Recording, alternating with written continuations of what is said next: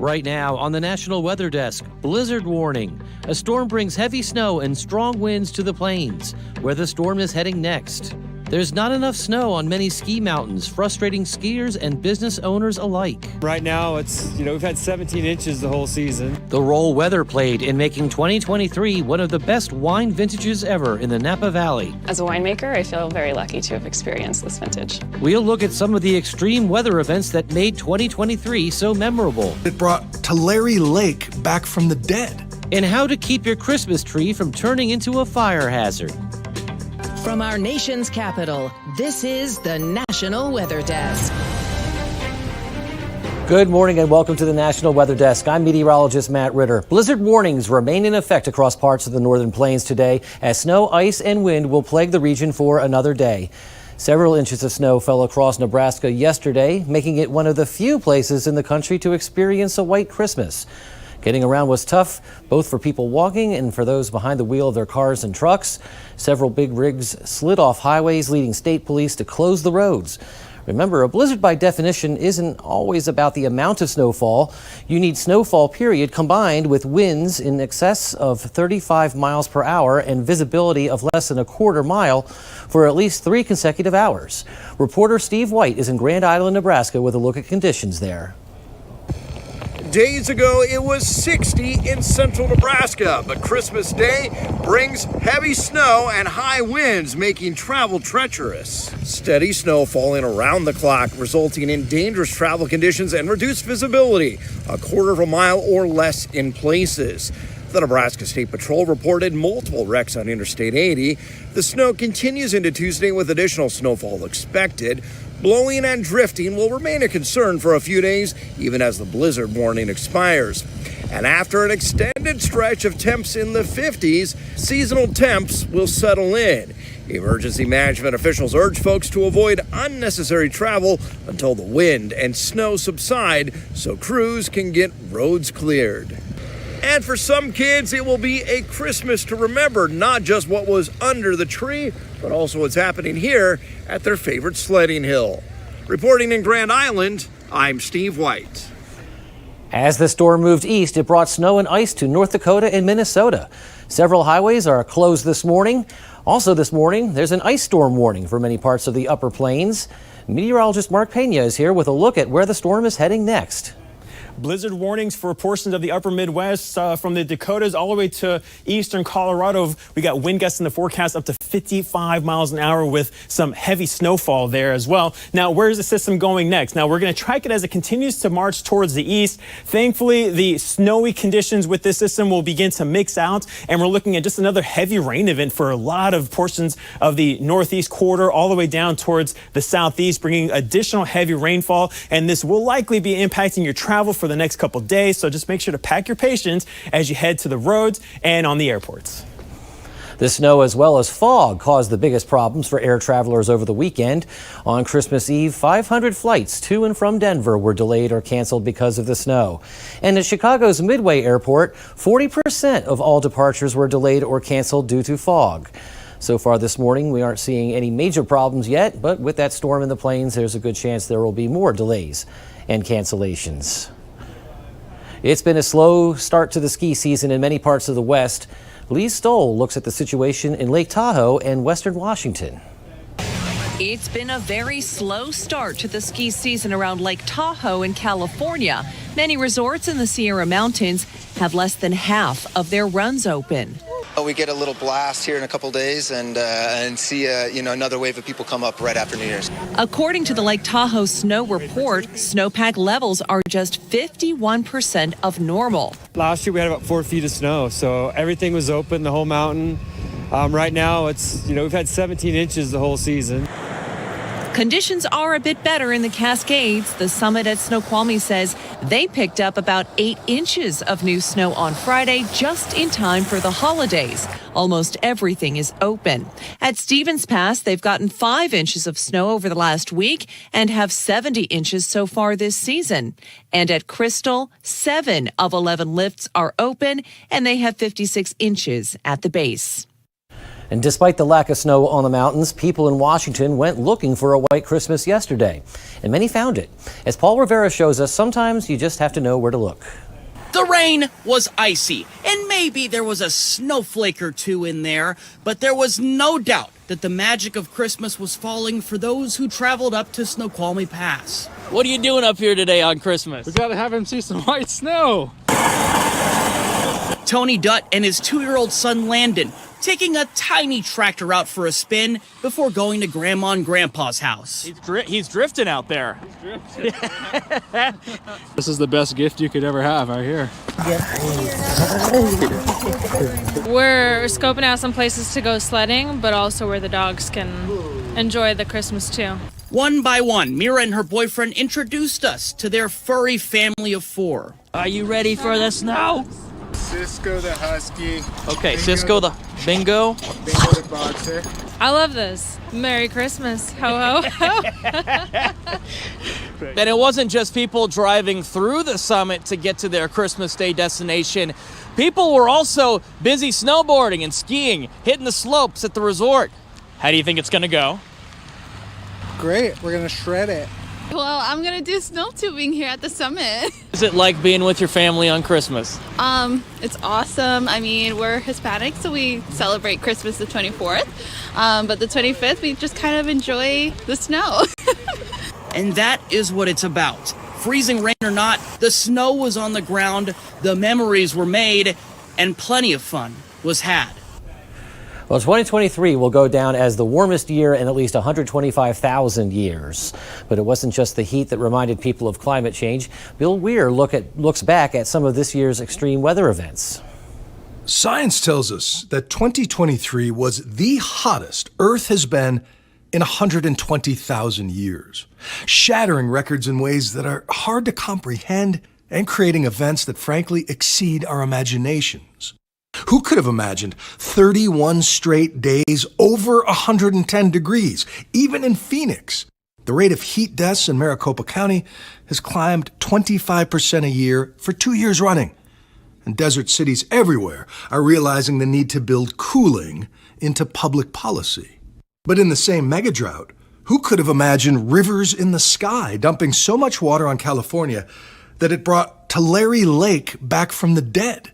If you'd stood here for the last couple of generations, you'd be watching the sunset over dusty fields of cotton or alfalfa or pistachio trees, and now it is waterfront property. This new age of water whiplash means too much H2O or never enough across huge swaths of the nation, forcing farmers and water managers to reimagine how every drop is used or wasted. This is the first of what will be many barges that can bring about 500,000 gallons of fresh water at a time. 2023 forced the economy to reckon with a Mississippi River too low to move food like it used to, and too weak to keep Gulf saltwater from creeping into drinking and irrigation supply.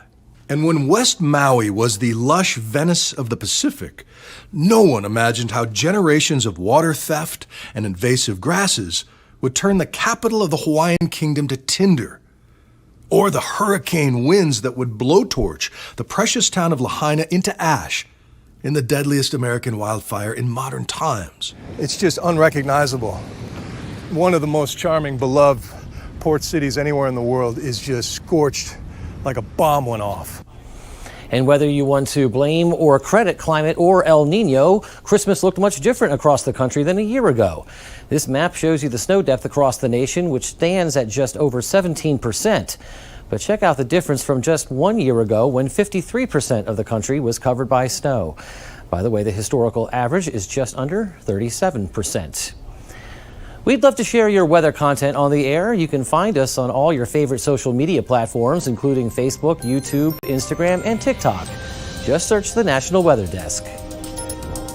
And coming up on the National Weather Desk, we'll find out why 2023 was such a good year for California winemakers.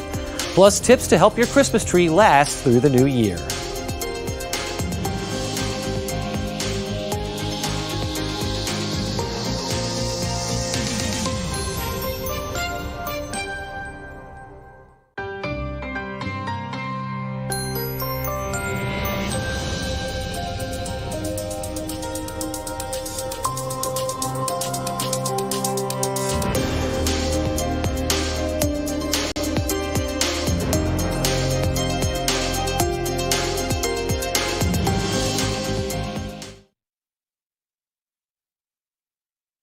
I'm meteorologist Ryan Munn with a look at the Northeast. Notice for the day today, we are looking at mainly cloudy skies, temperatures running in the 40s for most areas. A couple showers possible off towards western New York and Pennsylvania, but heavier and steadier rain moves in for the day on Wednesday. Here's 10 o'clock in the morning, and we have steady rain off to the west, and this slowly moves east through the daytime today, so expect rain for the day Wednesday. High temperatures topping out in the 40s to near 50.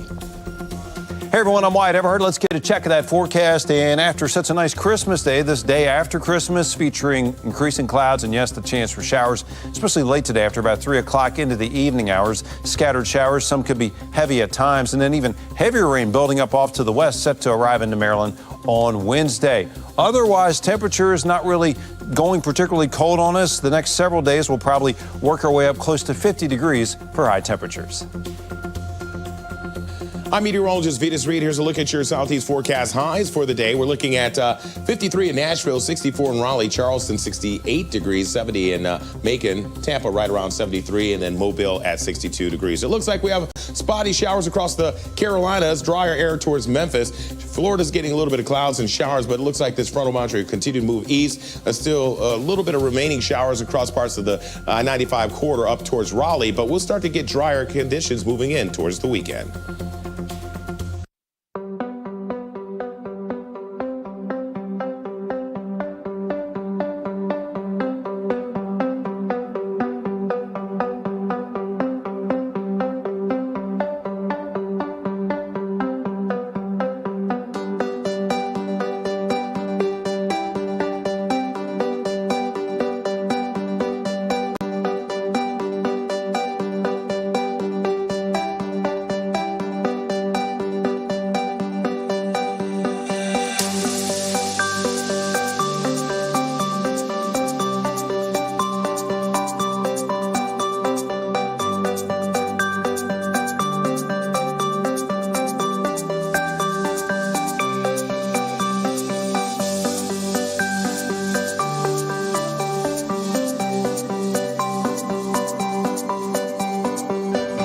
Watching the National Weather Desk. And welcome back. Let's check to see the weather in some cities across the country today. We'll start in Chicago with a great view of the river. Skies are cloudy early this morning, giving way to more sunshine in the afternoon. Temperatures are expected to reach a high of around 43 degrees. And to look here at some holiday lights in Caldwell, Idaho, just outside Boise. Snow will taper off and end this morning, but skies will remain cloudy throughout the day, with highs expected to top out around 25 degrees. Now to Kansas City, where it's cloudy right now. Snow showers will develop in the afternoon, with highs right around 37. And a look here at a very foggy Warwick, Rhode Island. That fog will give way to partly cloudy skies this afternoon, with highs near 50 degrees. Napa Valley winemakers are toasting the 2023 vintage as possibly one of their best ever for both reds and whites. Extreme weather has played a role. Cornell Barnard takes a look at a vineyard in vineyard in California. Bells were ringing earlier this season for the 2023 grape harvest. Back then, few winemakers knew how good this season was going to be. I was telling someone the other day that I'm not sure we'll see another vintage like this in our lifetime. I feel as a winemaker, I feel very lucky to have experienced this vintage.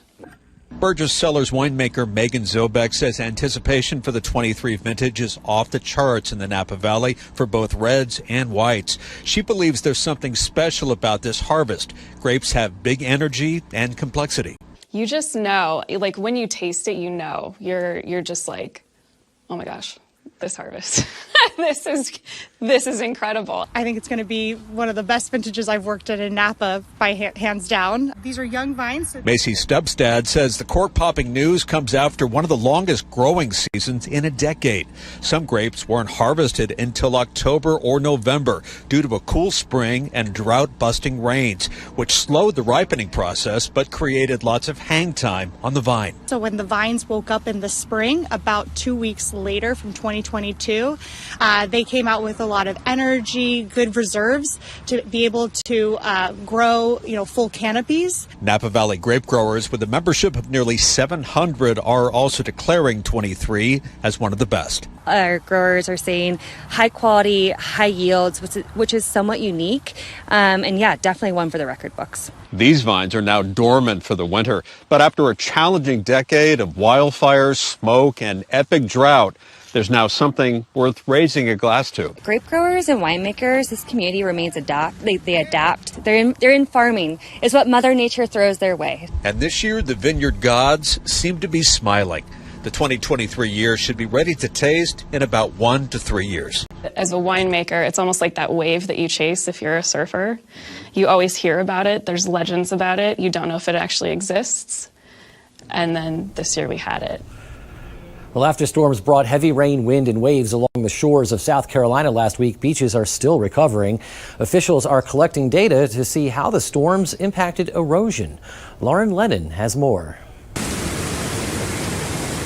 After heavy rain, wind, and waves along the shores, our beaches are still recovering. One Folly Beach staff member says on average, about 20 feet of sand dunes were pushed back to land. If you go down to the Isle of Palms or to Folly Beach, portions of those communities that before the storm had a high dune or had a lot of sand in front of the houses actually fared relatively well. Portions of the beach that had a relatively narrow beach or had relatively low dunes did not, and we ended up seeing some damage, yes. So it's kind of a mixed bag. It depends on the recent project history, really. Barano says that the coastal science team has been collecting data for the state for about a decade. We're ultimately looking at the elevation of the beach surface, how it changes over time. We're measuring it from where it doesn't change, so landward of the dune, all the way out to 20, 30, 40 feet deep water way offshore. And using those elevation data, we can sort of group certain profiles together that are adjacent to one another and keep track of the volume of the beach over time, providing helpful information to protect land and property during storms. There are pretty strong relationships between the amount of storm damage you see after an event like what we saw on Sunday and the volume of a beach. And so if you can maintain a certain threshold, minimum, ideal volume, then you can sort of guarantee your community that storms up to a certain intensity will not cause substantial damage. I also spoke to the project manager for the Army Corps of Engineering Charleston District about the upcoming renourishment project. He says they are planning to award a construction contract by the end of the year and have the project completed before the 2024 peak hurricane season. In Wisconsin, it's winter boaters causing erosion along local rivers. As Eric Peterson explains, when river locks are closed during the winter season, boaters are forced to find their own way around many dams on the Fox River. Now officials are looking at ways to solve that problem. With kayaking becoming more and more popular, paddlers need ways to get around the many dams on the Fox River. Most of the portages require you to lift or carry your personal watercraft probably 150 to 180 feet. So that'd be about 50 or 60 yards. Fox River Navigational System Authority Executive Director Phil Ramlett says those locks typically operate on the weekends in the summer, leaving people to create their own way around. Officials say that can damage the shorelines and cause erosion around the 17 locks themselves. To help the situation, Fox Locks hopes to raise $150,000. The entire project cost is about $495,000. Phil Ramlett says upgrades could include wooden and stone reinforcements, as well as some landscaping too. He expects construction to begin in the spring. We think that there'll be more and more people that'll use the system, which is important and part of our mission, but also the people that use the system, it'll be a much more safe way to get in and out of your kayak and your craft and to move it around the locks when the locks aren't open. 19 years ago today, a major earthquake struck in the Indian Ocean off the coast of Indonesia, leading to one of the deadliest tsunamis in human history. Meteorologist Emily Gracie looks back at that tragic day. December 26, 2004, a 9.1 magnitude earthquake struck nearly 20 miles below the Indian Ocean floor. The earthquake itself caused extensive damage, but was nothing compared to the tsunami that soon followed.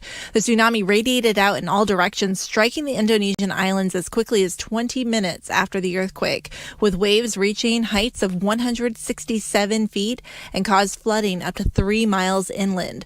Shortly before the tsunami struck, water was pulled away from the coastline, exposing the ocean floor and causing many onlookers to run up to the beach. The last major tsunami that formed in the Indian Ocean was in 1883, so unfortunately, public awareness was low and there was no official tsunami warning system in place. 17 countries were impacted and 250,000 people lost their lives. For the National Weather Desk, I'm meteorologist Emily Gracie. And before we take a short break, we take flight over the Guest River Gorge in Southwest Virginia.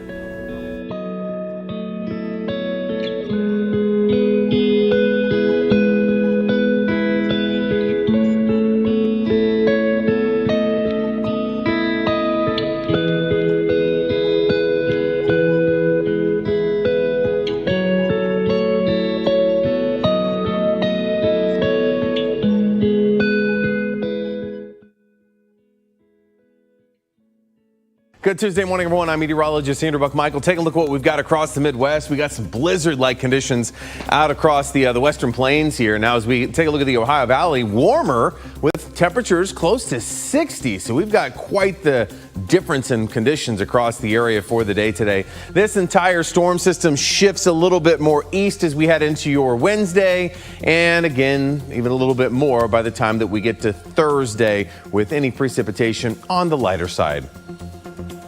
Good Tuesday morning. I'm meteorologist Joe DiCarlo. Look at our forecast across the region on this day after Christmas. Well, we're going to have a few passing clouds across the region, but otherwise mostly sunny skies. Not a bad late December day. We'll have high temperatures in the upper 40s from Oklahoma City to Amarillo. Most of us know in the 50s, even some low 60s down to the south. Overnight, a few showers and storms in the Gulf, but that will stay offshore. Otherwise, just a cold night, 30s and 40s for overnight lows, and then we're back with a lot of sunshine on your Wednesday. I'm meteorologist Kristen Clark, tracking the weather makers across the West. Hey, Denver, your snow is going to be wrapping up gradually throughout the day Tuesday as that plains low begins to move east of the area with still a blustering north wind along the I-25 corridor in the Front Range. And while one front dissipates over the Pacific Northwest, the next one is just in line behind it. That'll eventually bring back the wet weather to Seattle and Portland by Wednesday. And that's with the weather from here.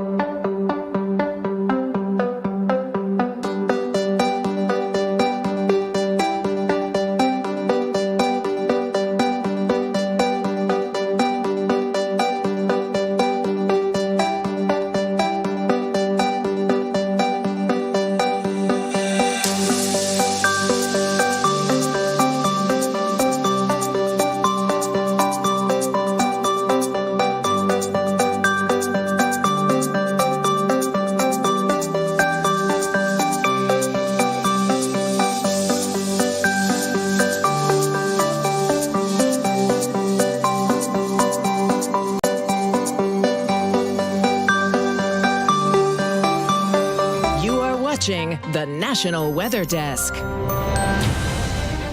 Well, the Christmas holiday is over, but a lot of people keep their tree up into the new year. This is when trees can present their greatest risk of fire. Meteorologist Lindsay Storrs has some tips to keep your tree from turning into a fire hazard. Nothing lights up a room quite like a Christmas tree, but if a Christmas tree isn't properly cared for, it can become dangerous.